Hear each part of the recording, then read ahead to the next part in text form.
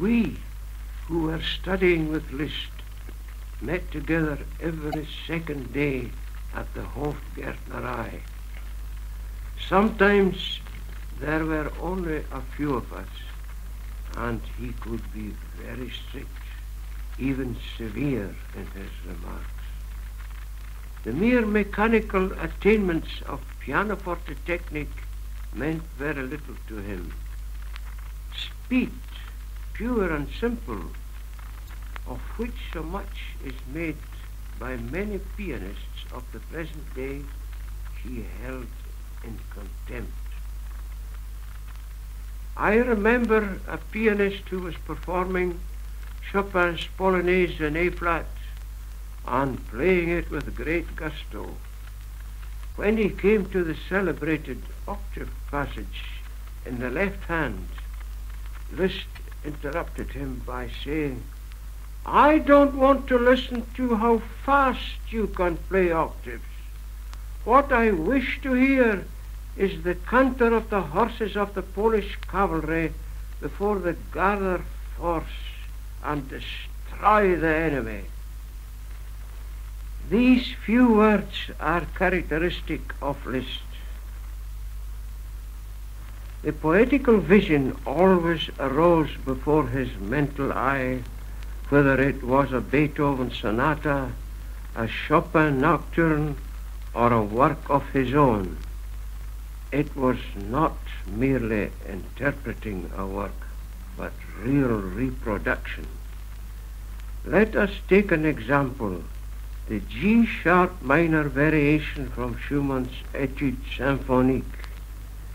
No pianist, and I have heard them all, ever got that sighing, wailing, murmuring sound of the accompaniment in the left, and certainly no pianist played the noble melody in the right hand with such indescribable pathos as Liszt did.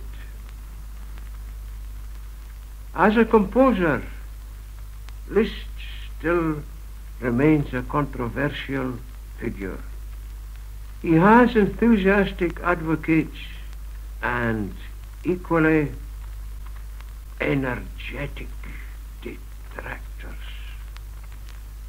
Ravel, Debussy, Scriabin, Stravinsky, Bartók and Hindemith, every one of these men has received justice and appreciation in our day. Not so Liszt. I think I can give an explanation. Liszt cannot be classified.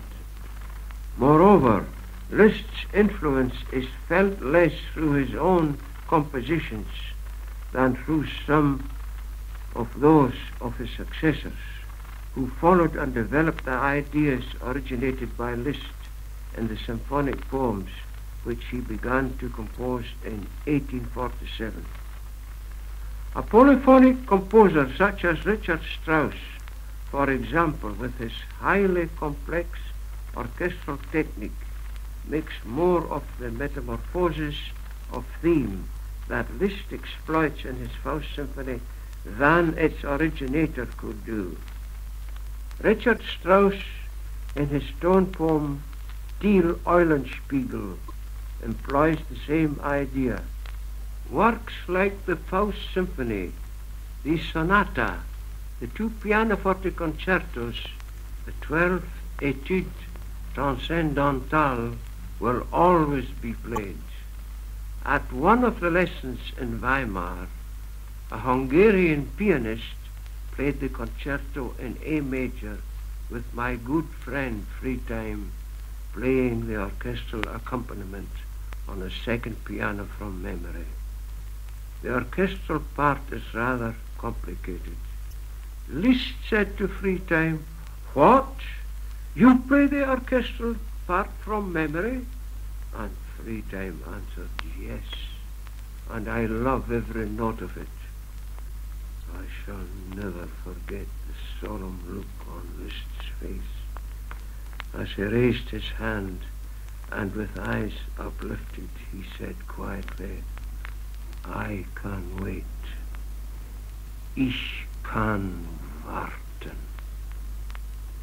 I played all the principal pieces of my repertoire in these lessons in Weimar, and followed Liszt to Rome and again to London in April 1886.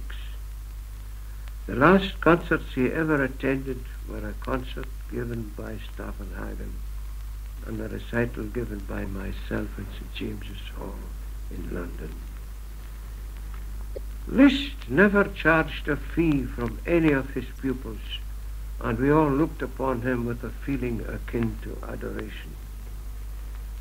Felix Weingartner, the only conductor who understood the genius of Liszt the composer and who interpreted, as no one else did, gigantic works like the Faust and Dante symphonies, works strangely neglected by British composers, once said to me, Liszt was the decentest of them all.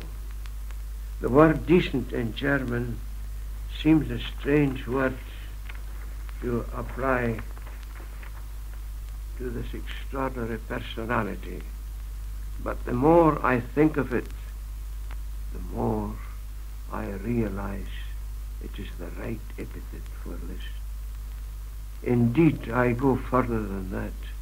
Liszt was the good Samaritan of his day and generation.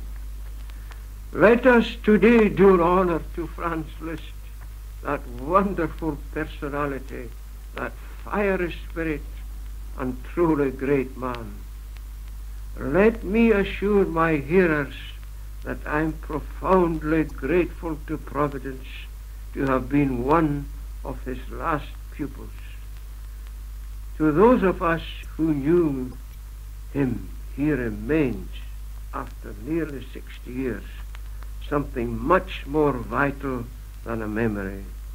And if we were ever tempted to forget, it is easy to recall his in the music he played so incomparably.